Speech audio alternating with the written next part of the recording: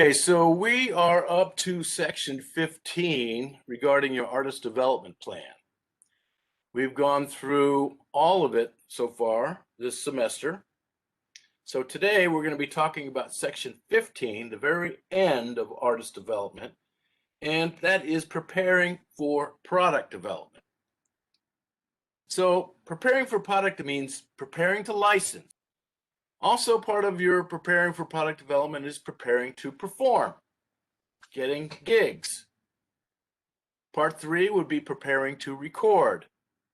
And part 4 is preparing for merchandising. So those are the 4 mini parts that go into your artist development plans, section 15.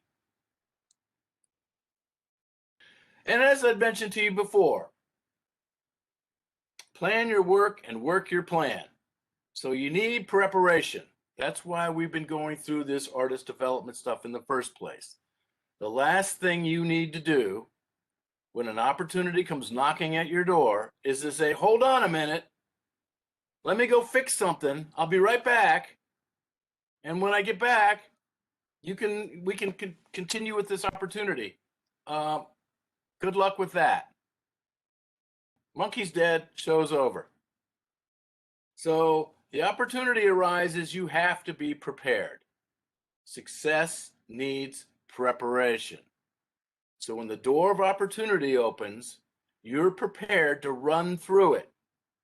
So you better have your shoes on and your laces tied, or you're going to fall flat on your face once you get through the door.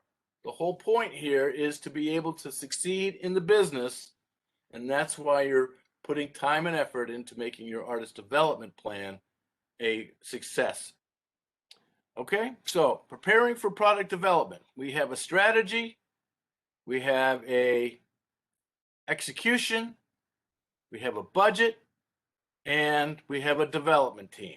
So these are the 4 decisions that have to go into all of your preparation for product development. We've been putting together all the pieces parts that go to make this work for you.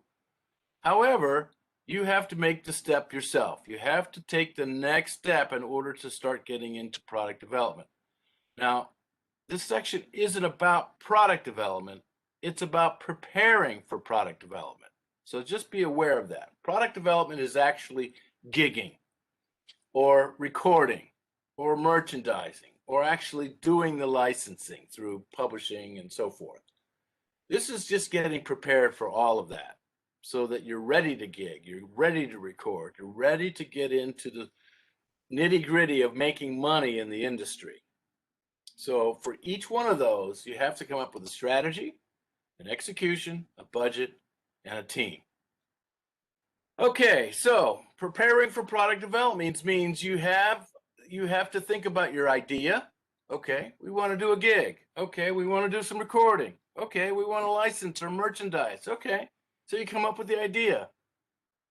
Then you're going to start thinking about the plan. Okay, well, what's the plan for each one of these? Okay, what songs are we going to perform if we get a gig? What songs are we going to record when we get into the studio? What songs are we going to license? And what products are we going to merchandise? And then for each one of those plans, you're going to need to take an action to make it work for you. So the action is where you actually put the idea into motion. Got the idea, you work the plan, and now you take action. Without the action, nothing will happen. So you've got to be able to do the action on each one of these. So here's an interesting little saying by Benjamin Franklin. By failing to prepare, you are preparing to fail. That's why we're doing artist development. It is preparing for product development. So we're going to be thinking about this as we go through these steps. Prepping for product development. Taking your profits, looking at your losses, buying certain things in order to make things happen, selling certain things to make things profits for yourself, and all these, roll the dice. Okay, so let's look about preparing to merchandise. Merchandising is products that you sell. Now, this is a picture of a merchandise table at a gig. Many times at a merch table, you will see albums, you will see stickers, you will sell t-shirts and hoodies and beanies and baseball caps and guitar picks and coffee mugs and mouse pads, and all kinds of different things are sold at the merch table. So one of the things that you need to think about, and we talked about this when we talked about your artist business plan, when we were talking about products and services, is where are you going to get these manufactured? Maybe you're going to do it yourself. Okay, well, that's time away from your songwriting. That's time away from your rehearsing. That's time away from creating your art.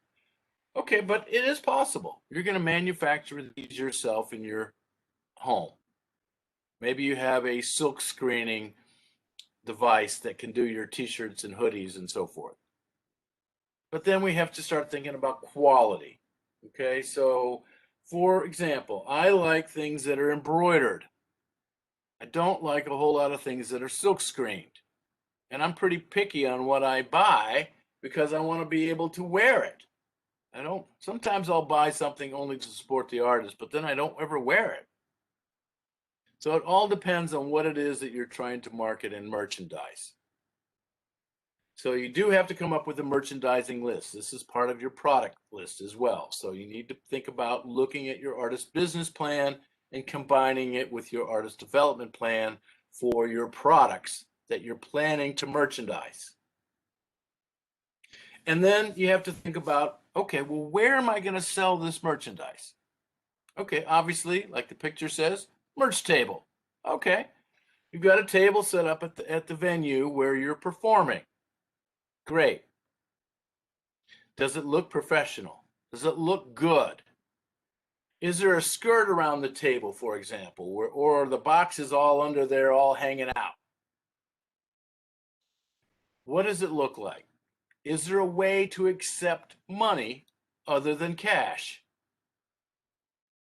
Do you have change for the cash?